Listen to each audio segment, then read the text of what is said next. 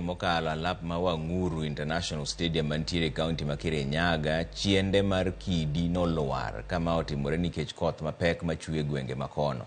Chiel mar Wanguru noluar otieno ma piny orugodo kawuono bang' koth mane ochue. Jodak ka chiel gi jogo momiting mar chiwo arita ne klabno koro kwayo tend kaunti ma Kirinyaga mondo los chielno mapiyo mondo ki ogeng' masira manyalo timore kanyo. Jodak bende lero ni pono ni gedo mar kama omukore no okotim mapiyo, chielno nyaka dhi nyime gi luar nikech koth mapek mapod chue kata seche mowuoye.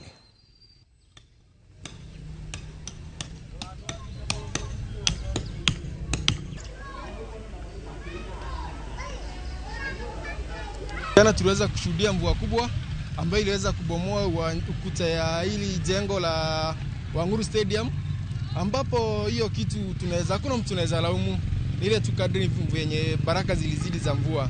So kwa saizi ningeomba serikali iweze kutusaidia kwa at least iweze kurudisha huo ukuta kwa haraka, cause hali ya security inaweza rudi chini.